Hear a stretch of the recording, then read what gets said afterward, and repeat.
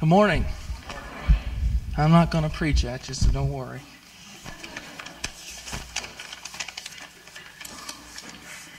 But you know I've got notes, so sit still a minute. They say you never appreciate what you have until it's gone. But thankfully, in my case, that's only half true, because for me to appreciate Mom and Dad, they didn't have to die. I just had to move away to school. But the older I get, the more I realize how precious our time is, and how important it is that I tell people how much I love and appreciate them. And that's especially true with Dad. When I lived at home, I didn't appreciate Dad like I ought to. I'd criticize him for his shortcomings and his faults and never compliment him for his strong points. Teenagers are good about that, about being ashamed to be seen with their parents in public, and I wasn't any different than anybody else in that regard. It was only after I left home and got out on my own a little bit that I recognized the sacrifices Mom and Dad had made for me over the years and understood how lucky I was to have them as parents. I remember that Mom, Mom always used to tell me that before Laura and I came along, and there was a long time before that, she calls them the good old days. But anyway, she always said that hers and Dad's biggest fear was that they would have kids and they would grow up and reject the Lord and die without Christ. And you just think about that. I mean, how many parents sit down when they're planning a family? People think about cribs, people think about the wallpaper, but how many people stop and think, what's going to happen to my kids' souls, when they have them? And that always struck me struck a chord in my heart to tell me what kind of parents I had. Dad always made us feel safe when we were kids. Every night when I went to bed as a little boy, I knew that everything would be all right because Dad was there in the house to watch over us. Dad was always there to protect us. He and Mom don't always get along, as you've seen, but he stood by her, and he's never stopped loving her the same way that he did 30 years ago, or nearly 30 years ago, when they first met. When he felt God lead him to North Carolina back 10 years ago, he went, even though it broke his heart. And after he graduated from seminary with a master's degree, he could have gone to any school out there back east, or to any church, and made $50,000 a year or more. But the money didn't matter to him. He moved us to Clay City because he wanted us to be here for his family back in Oblong, because he wanted to raise Laura and I in a small town where we'd be safe, and because he loved it here, and he loved the people here, and he still loves the people here. Since we've lived here and I've grown up here, he's shown me how to live and how to be an honorable man. I've seen him put up with more things from more people than I myself would have patience enough to put up with in a lifetime. Yet he's done it with patience and humility and wisdom.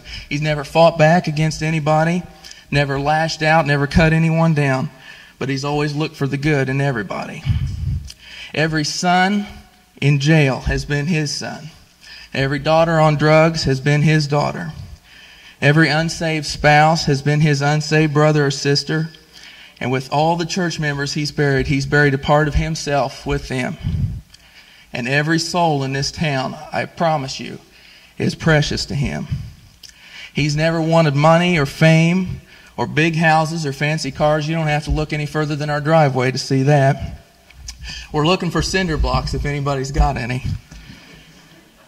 At any rate, the 20 years that I've been around, Dad's life has been his family and his church. He isn't perfect, but that makes him all the more real and human to me. I've watched him make his mistakes and learn from them, and I've learned from him myself. He's always been there for me, even when I did things that he wasn't proud of. He's shared with me his money, his time, his advice, and given me his prayers and support as I've moved on to school. Lord knows Dad and I don't always agree, but I've come to respect him as a man who always stands by his convictions against all odds and against all opposition. He would stake everything he owns and everything that he is on the truth of God's Word, and he would die defending that faith that he has in the Lord. I just want you all to know that Brad Harris is a wonderful man.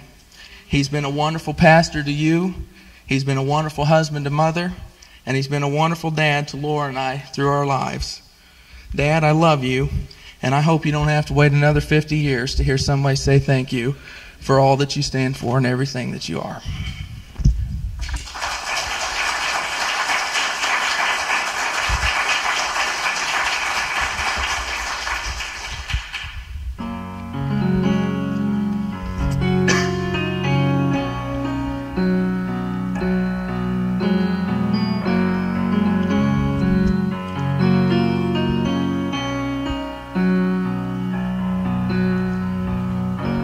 It must have been cold there in my shadow to never have sunlight on your face.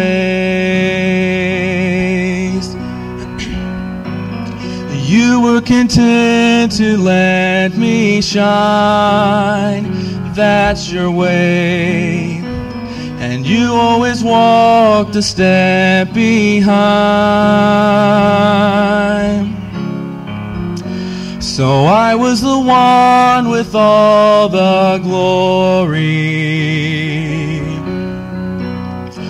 while you were the one with all the strength. A beautiful face without a name for so long. A beautiful smile to hide your pain. Did you ever know that you're my hero? You're everything I would like to be. And I can fly higher than an eagle, 'cause you are the wind beneath my wings.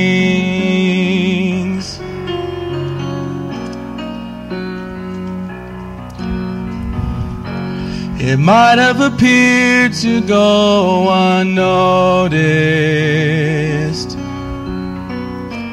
but I've got it all here in my heart.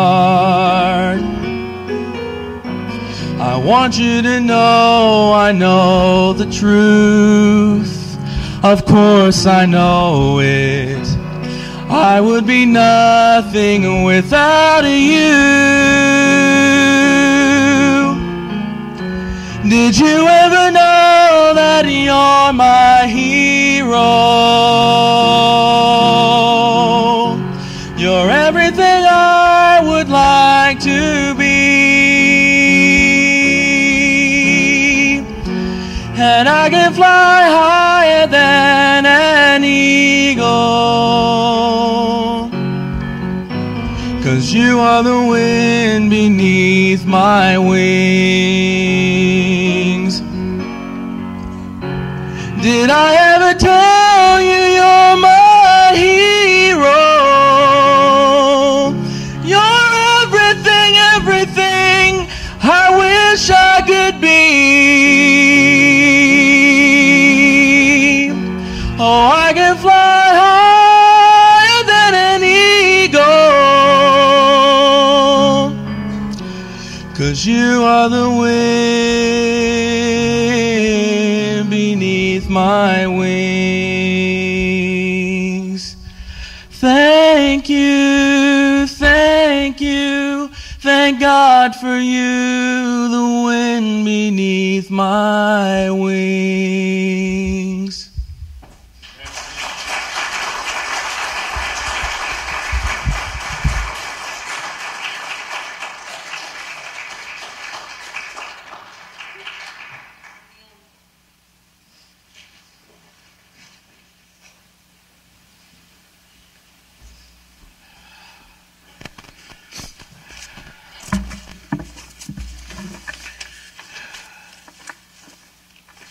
Well, I wished I deserved that, but thank you guys.